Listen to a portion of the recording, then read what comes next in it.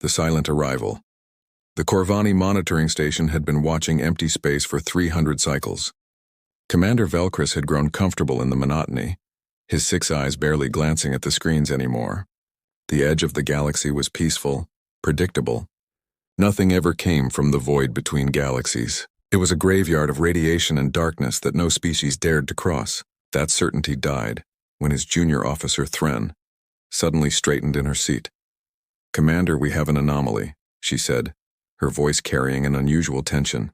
Velcris floated over to her station, his tentacles propelling him through the low gravity. The readings on her screen made no sense. Energy signatures were spiking where nothing should exist. The void was responding to something massive, something that shouldn't be there. "Recalibrate the sensors," Velcris ordered, though his hearts were already beating faster. The recalibration confirmed what they feared. An object of impossible size was moving through the void, approaching their galaxy at steady speed. The data spread through the Galactic information network within minutes. Station after station confirmed the same readings. The Zephyri Empire, the Thulan Confederacy, the Ancient Melody Collective, all their sensors screamed the same warning. Something was coming.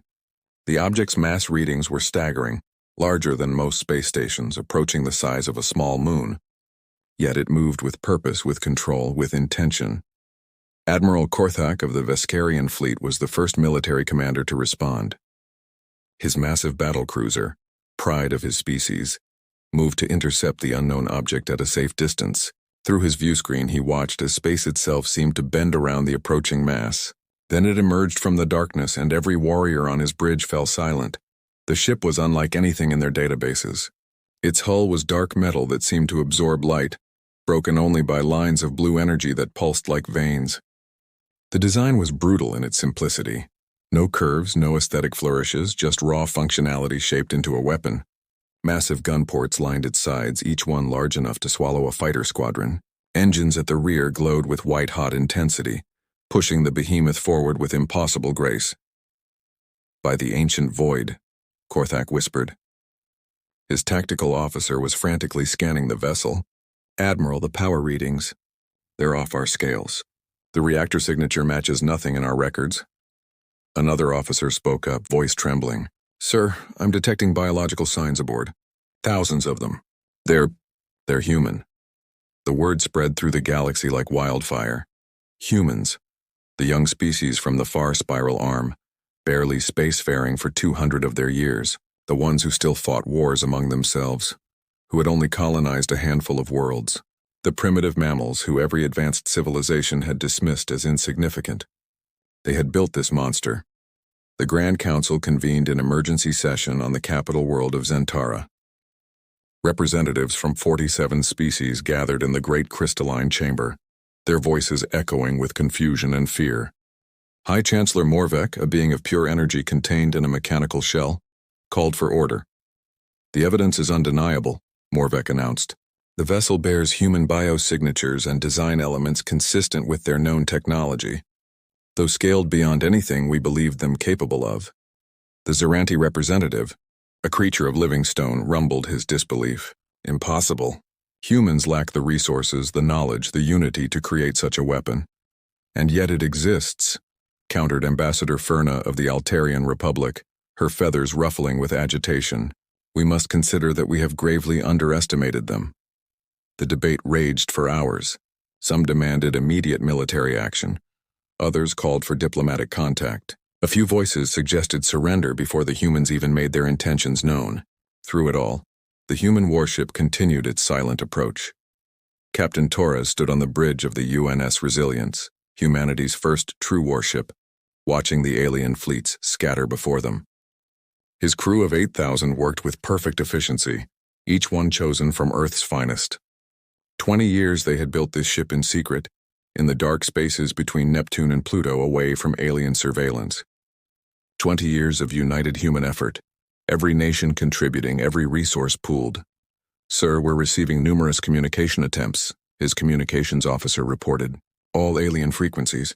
Torres nodded slowly. "Maintain silence. Let them wonder." His executive officer, Commander Chen, stood beside him. "The psychological warfare is working. They're terrified." Torres allowed himself a small smile. "Good. Fear will make them listen when we finally speak. The Resilience moved deeper into alien space, ignoring borders, ignoring territories. It passed through the Corvani neutral zone without slowing. It crossed the sacred boundary of the Melody Collective without acknowledgement. Every violation of galactic law was deliberate, calculated. Humanity was announcing itself not as a supplicant begging for acceptance, but as a power demanding recognition. 3 alien fleets attempted to block its path near the Thulan trading hub. Hundreds of ships formed a wall in space, weapons powered, shields raised.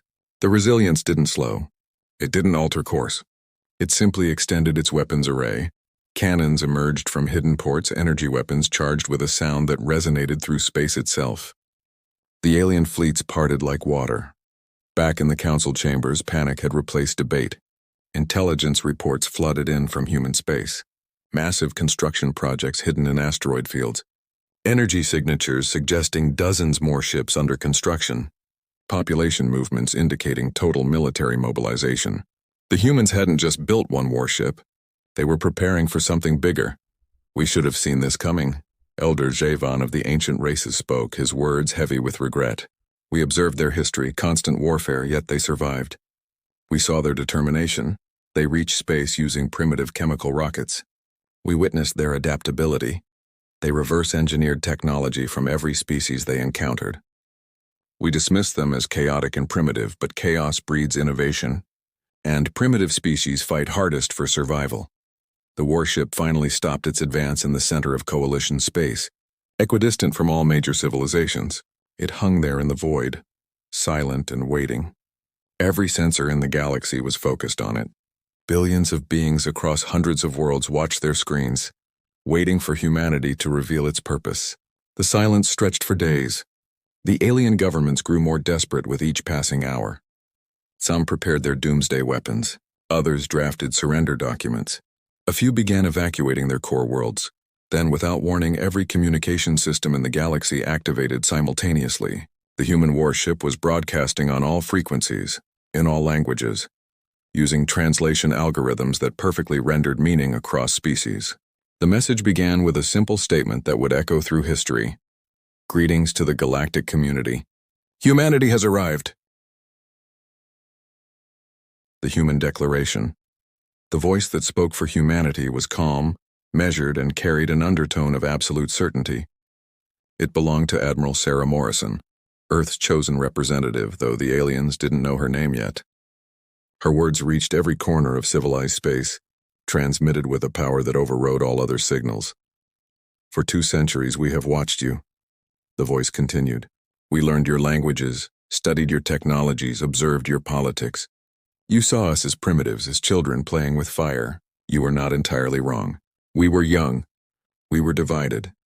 We were learning. But you made one crucial mistake. You underestimated the human capacity for growth. In the council chambers, representatives stood frozen.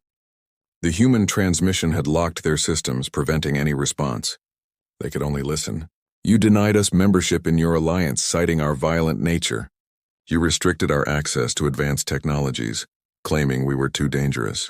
You confined us to the outer rim, hoping we would remain insignificant. We thank you for these lessons. They taught us to rely on ourselves. Admiral Korthak, still shadowing the human vessel, noticed something troubling on his sensors.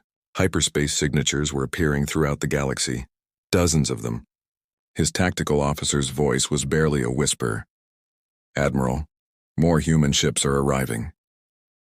They emerged from hyperspace in perfect coordination. Not as large as the Resilience, but each one substantial, powerful, purposeful. They appeared near every major alien world, every trade route, every military installation. In minutes, humanity had placed a fleet throughout the entire galaxy. Morrison's voice continued, now with a harder edge. We come neither as conquerors nor as beggars. We come as equals, whether you accept it or not. The age of human exclusion is over. The age of human participation has begun. We offer you 2 choices. The pause that followed seemed to last forever. Across the galaxy, billions held their breath. Choice 1. Accept humanity as a full member of the galactic community. Grant us the same rights, the same respect, the same opportunities you grant each other. Share technology freely. Open all borders. Treat us as equals in every way. In return, we will share our own discoveries. We will defend the galaxy alongside you. We will contribute to collective prosperity. The council members exchanged glances. After everything, the humans were offering partnership? Choice 2, Morrison continued, and her tone grew colder. Maintain your current stance. Continue to treat humanity as inferior. Try to contain us, restrict us, diminish us. If you choose this path, we will not attack you. We will not conquer you. We will simply surpass you. We will build our own alliance with species you've overlooked. We will develop technologies you've never imagined. We will explore regions you fear to enter, and in time you will find yourselves obsolete. The transmission paused, allowing the weight of those words to settle. Then Morrison spoke again. To prove our intentions, we offer a demonstration. The Zeranti colonies in Sector 7 have been suffering from a plague for 50 cycles. Your medical science has failed to find a cure. Check your databases now. We just transmitted the cure to every medical facility in Zeranti space. The plague will be eliminated within days. On Zeranti worlds, medical computers were already confirming the impossible. The human formula was elegant, simple, and absolutely effective. A problem that had killed millions, solved by the species they had dismissed as primitive. It was a masterstroke of diplomacy, demonstrating power through mercy, superiority through assistance. The Corvani shipping routes through the Nexus have been plagued by pirates for decades, Morrison continued. 3 human patrol ships have just entered the Nexus. The pirates have already surrendered. The routes are now safe. Reports flooded in confirming her words. The pirates, who had evaded capture for generations, had given up without firing a shot when confronted by human vessels. The Melody Collective's sun has been dying for 300 years. We've sent you the specifications for a stellar rejuvenation process. It will add another 1 billion years to your star's life. The Thulan Confederacy's food shortage can be solved with the agricultural techniques we're transmitting now. The Viscarian fleet's engine efficiency can be improved by 40% with the modifications we're sharing. Each claim was verified within minutes. Every solution worked perfectly. Chancellor Morvek finally found his voice transmitting on a frequency the humans allowed through. How did you advance so quickly? How did you solve problems that stumped us for generations? Morrison's response was immediate. Because we had to. Because survival demanded it. Because when you're backed into a corner, you either innovate or die. Humanity chose innovation. We turned your rejection into motivation. We transformed isolation into independence. We converted fear into fuel for progress. The human ships began to move in concert, taking positions that demonstrated their tactical superiority without threatening any world directly. It was a dance of power, a show of coordination that no alien fleet could match. We studied your strengths and found your weaknesses, Morrison explained. You've had peace for so long you forgot how to adapt quickly. You've had abundance for so long. You forgot how to maximize limited resources. You've had unity for so long you forgot how diversity drives innovation. Commander Chen stood beside Admiral Morrison as she delivered humanity's message. Around them, the bridge crew worked with quiet pride. They were the culmination of Earth's greatest achievement, complete unity of purpose. Tell them about the colonies, Chen suggested quietly. Morrison nodded.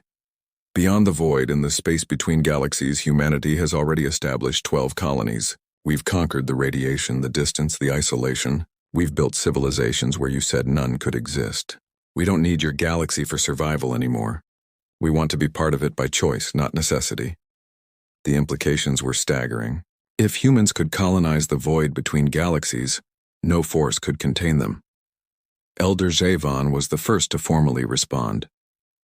The ancient races acknowledge humanity's achievement. We vote to accept humans as equals. One by one, other species followed. The Altarians, the Corvani, even the proud Viscarians. Only the Zeranti hesitated, their stone forms grinding with indecision. Finally, their representative spoke. Humanity saved our colonies while we debated their worth. We are shamed. We vote for full acceptance. Morrison's voice softened slightly. We harbor no resentment for the past. We seek no revenge for the exclusion. We want to build a better future together. But understand this. Humanity will never again accept secondary status. We will never again beg for acceptance. We stand as equals or we stand apart. The transformation was immediate. Trade agreements were drafted. Technology exchanges were negotiated. Borders were opened. The galaxy that had feared the human warship now celebrated it as a symbol of a new era. But perhaps the most significant change was in how humanity was perceived. No longer the violent children, but the determined survivors. No longer the primitives, but the innovators. No longer the outsiders, but the bridge between old and new. Within cycles, human technology was revolutionizing alien industries. Human diplomats were mediating ancient disputes. Human explorers were pushing the boundaries of known space. The warship Resilience, once a symbol of fear, became a symbol of protection, patrolling the galaxy's edges against threats from beyond. Years later, historians would mark this moment as the true beginning of the Galactic Commonwealth. Not the old alliance of established powers, but a new collective that valued determination over tradition, innovation over stagnation, diversity over conformity. And at its heart was humanity, the species that refused to remain small, refused to accept limits, refused to be anything less than extraordinary. The galaxy had shaken when the human warship emerged from the void. But it wasn't from fear anymore. It was the shake of old foundations crumbling, making way for something stronger, something better, something truly universal. Humanity had not conquered the galaxy. They had transformed it. And in doing so, they had transformed themselves from the rejected outsiders to the essential center of a new age. As Morrison concluded humanity's first address to the galaxy, she offered one final thought. We are all children of the stars. It's time we acted like family. The transmission ended, but the conversation had just begun. Across 1,000 worlds, beings looked at the stars with new eyes, seeing not the void between them but the bridges waiting to be built.